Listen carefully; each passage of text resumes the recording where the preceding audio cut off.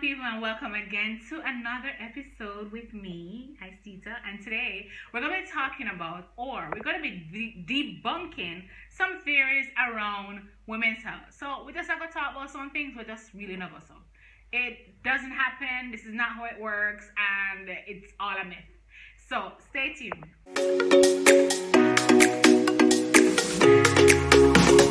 So some of these things are a little bit way out there. So if you have a problem with talking about female reproductive organs or getting real down and real about some of these issues, then this is definitely not the video for you.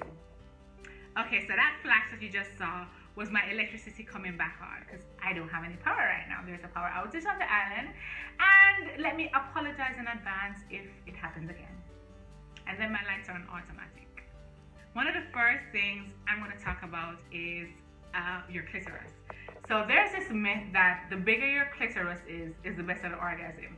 No, it has nothing to do with the size of your clitoris. It's just about your own sensation towards that area. So if you don't have any enjoyment from getting clitoral stimulation, then you won't enjoy it. But if you do and you're a big clit person, you're big on getting clitoral stimulation, then yeah, your orgasm will be lit. But there's no truth about the size of your clitoris connecting with how you orgasm. That's just not happening. The other thing which connects to orgasm is that if you remove all your pubic hair, you have a better orgasm. Like, really? No, your pubic hair doesn't have anything to do with that. Your pubic hair helps to prevent dust or anything from going in there. We used to walk naked before we had clothes. So if you're walking naked and you're sitting down on a rock or on the ground, wouldn't you want something to prevent anything from crawling up into your vagina? That's what I think hair does. It protects you from anything going there that doesn't need to. Why people remove their pubic hair, for me, is that hair holds scent. And I think that when I don't have any hair down there, I have a better chance of smelling less sweaty. And I'm not saying not smelling, because I'm gonna always smell. The vagina does have its own smell. So that's not what I'm saying. That sweaty, been on the road, been not showered for 8-9 hours kind of sweaty is what I'm talking about. If you masturbate, it means that you're sexually promiscuous. Like, when I was growing up as a teenager, there are girls who used to masturbate a lot before they got into sexual activity with another person. I believe that's the healthiest way for any teenager to know themselves and to, experiment with themselves. I'm saying that now because I don't have a teenager who's doing it and I don't know how I'm going to feel about it. But I remember myself as a teenager and experimenting with myself, the way I found out what my body was, what it needed, and what I appreciated. It didn't make me promiscuous because I did not have the urge or the need to go have sex with a guy because I was masturbating. To tell you the honest truth, when I was done, I felt pretty good. I felt like I was on top of the world and I didn't need anybody. So that's a lie. The bigger the penis, the better the sex. That's a lie. I know that a lot of women put it in their head that they need a man with a big schlong. I think sex has to do a lot with how you feel about the person. And I'm sure that you have a lot of micro penis guys who have sex with women and they have a wonderful time. When it comes down to a small penis, I guess small would be relative to the person. So what is small for me would probably be smaller than the last guy I was with or a guy that I remember very well. And it has nothing to do with the size. Sex for me is what I make it to be. If I feel like I'm not interested in this guy and it's not going to work out, then more than likely I go into that battle already half lost it. So definitely for sure, penis size has nothing to do with how great the sex will turn out. The guy and how you connect with him, that determines that. Another myth is, and I know I'm going to get ragged by you females, is that every time you have sex you must have an orgasm. I think that's a myth. I don't think you need to have an orgasm every single time you have sex. Sometimes the sexual encounter is just about the intimacy of it, the connecting, the playing around, the fooling around, the foreplay, the starting something to finish it 2-3 days later, to be doing this every day for a couple of days and then finish it when you feel like you can. I don't think you need to have sex. I don't think you need to have an orgasm every single time you have sex. But there are some people who do believe that, and as a result, they live on that premise, and then that is the benchmark of whether or not the sex is good. If the guy doesn't make me orgasm the first time around, then he sucks. Come on, really, come on. How will he know what to do if he's never had the experience with us before and we've never told him what to do? Think about that. How is he gonna? Vaseline is a great lubricant for sex. No, that's a myth. There are lubricants, water-based lubricants that are made for that. Vaseline is a petroleum jelly. It can hold bacteria, it can hold stuff, it can cause an infection, it can block your pores. It's dangerous to use in sex. So that's a myth. Do not use Vaseline to lubricate your body for sex. Okay? Don't. Another myth is all virgins bleed the first time they have sex. That's also a myth. It doesn't always happen that way. It all depends on the body, the makeup of the person, what's going on with them. They probably had the hymen already broken by doing other activities, and sexual intercourse just didn't do that for them. Or it was so little bleeding, or it wasn't traumatic for them that it doesn't rupture the hymen and cause bleeding. But it doesn't have to happen, and it doesn't mean that if the person doesn't bleed, they're not a virgin. That's left up to them saying they're not a virgin and a doctor realizing or examining them and saying that they've never actually had sex. So that the saying that a virgin has to bleed, I mean, it's a myth. I mean, I did, but not everybody I knew did. There's no such thing as being allergic to your partner's sperm. That is such a myth. I can tell you, I had a sexual partner that every single time we had sex, something happened around the same kind of thing. My body just reacted to him differently. And I didn't mean just his sperm, just his, I guess, pre-cum, or it was,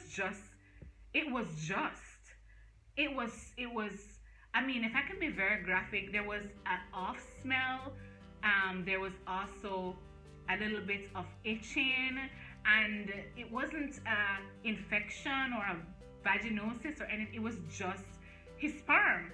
And I remember going to the doctor, and on my third visit to the doctor is when they said, you know, hey, maybe this is a situation. And remember, your body is pretty much alkaline based, and the sperm is a little bit on the acidic side. So you would have some kind of counteraction with sperm depending on the amount of acidity in the sperm and the amount of alkaline in your body, or something to that effect. I think I read that somewhere. So it all depends on what's going on with their lifestyle, diets, history, and your lifestyle, diet, and history. And that can cause some kind of counteraction. I'm telling you, it is real. It is fact. I've lived it. You can very well be allergic to your partner's sperm. And that allergy can come over as a bacteria or a fungus, because the body is going to find a way to tell you that they're not happy. She's not happy about what's going on down there. Another myth, and a very big myth too, is that if you have sex during your period, you can't get pregnant. That's a myth, because it all depends on when you ovulate. You have some persons who ovulate during their period. You have some persons who ovulate 2 weeks after, a week after, a day after. You just have to pretty much kind of know what's going on there. And you really don't know what will happen until it really happens, until it really does. But it's a myth. You can get pregnant during your period. It all depends on what your body is going through and what it's just fashioned, made to do. So you definitely need to be careful where that is concerned and know that this is a myth. This is a myth. Myth. If your vagina itches, it means you have an infection. That's a myth. It could be just dirty. You could be allergic to the underwear. You could just have an itch. You do it. I mean, it's a part of your body. It's skin. It can just itch. It could be hair bumps. It could be allergic reaction to the lotion you're using or the spray or what. It doesn't necessarily have to be an infection. It could just be a regular itch. It could just be something that's a one-off thing. It could be dirty. It could be sweaty. So if you're not sure, go see a doctor. But normally an itching just doesn't mean it's, oh, life-threatening. I need to die and go see a doctor and get medication that will last for a lifetime. Alright, so 2 other myths that I'm going to talk about is douching. So 1, douching with fragrances make your vagina smell like the fragrance. For about a minute, you will smell like the lavender or the primrose for about a good probably 10 minutes. And then your body just goes back to its regular smell. Douching is terrible. Don't douche. It's gonna throw off your whole pH balance of your vagina. Douching will strip the good bacteria from your vagina and may cause more problems. It might even exacerbate an infection that has just started or you already have. Douching is a terrible idea. Douching to clean your vagina, to have your vagina smell like a fragrance? No, don't do that. Please don't do that.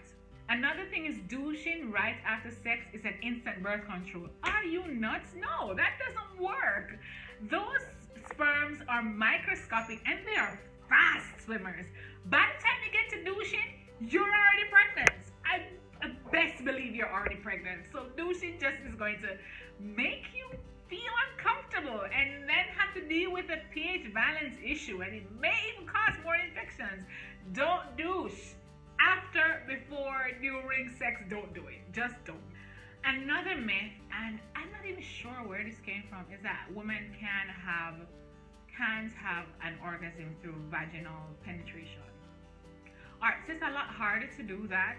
I've heard from other women. I'm not saying that I have an easy time at it. I don't. But I'm not going to use myself as a benchmark. So I've heard it from other women, my other girlfriends, just random women talking about it in different mediums. And they've always said that it's a little harder to get to that orgasm from penetration or vaginal penetration than it is from a clitoris stimulation. And it's really just medical. It's really just biological. The clitoris has thousands of nerve endings and it is just designed for you to have an orgasm through. Where your vagina doesn't have that much nerve endings, and it takes a lot more to get an orgasm out of it. So I can understand where that is concerned, but it's possible. It's very possible. I just find for me it takes a lot longer, but it's very possible. So it's a myth then, clearly, because if other people can experience it and a lot of other people are experiencing it, then it's a myth. Using a vibrator ruins your life. Alright, so this is a hit and miss for me. This is a hit and miss for me. Here's why. A vibrator is awesome. It will never fail you. If you do it properly, it will never fail you. So it can ruin your life in the sense that a man will never be able to meet up to that standard and get you off as quickly and as powerfully as a vibrator can.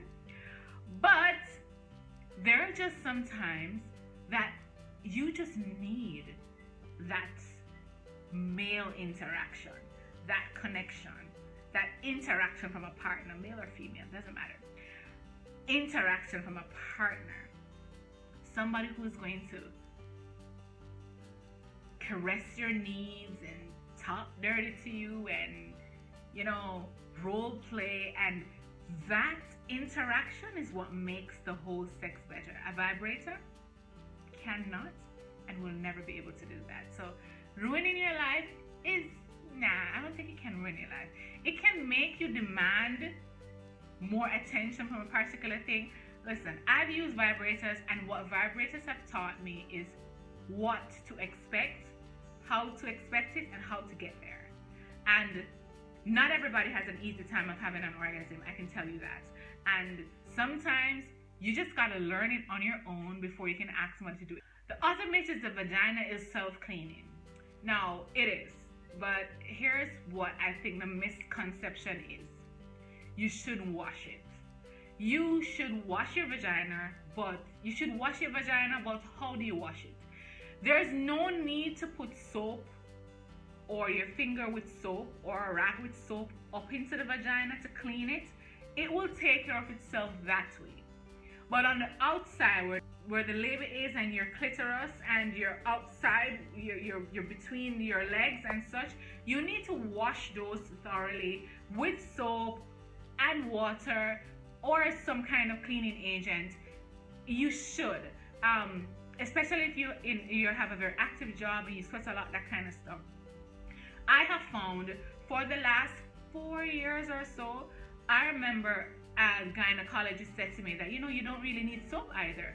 You can just use water when you're showering, just wash the area thoroughly, because you can. Now, I think the issue that we're having as women is that we think that our vaginas are supposed to smell like roses, and it's not supposed to.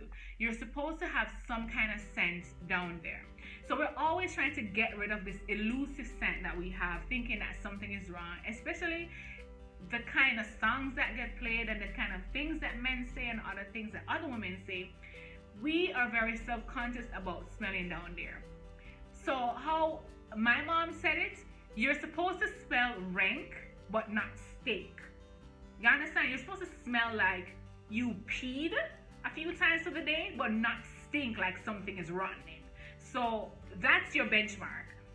And if you are a smart woman, and I know you are because you're watching me, you're following me, so clearly you are, you will start to take a notice of what your vagina smells like when you're extra clean and when you're just about ready to get dirty and when you're dirty. I smell my underwear after I take it off. I smell my underwear a few days after I leave it in, if I don't wash it right away and it's in the wash. When I'm putting it in the wash, I smell it that time too. I know it might sound gross or disgusting to people, but guess what? I'm 37, I've had infections that I didn't notice something was wrong until after a day when my underwear was sitting in a dirty basket, and when I took up the underwear to wash, I smelled something. I'm like, what is going on here? This is not what's supposed to happen after I leave my underwear there. So that's how I know something was going on. So, you don't want to smell your underwear or smell yourself? That's on you, boo. I don't want any mystery illness or crazy. No.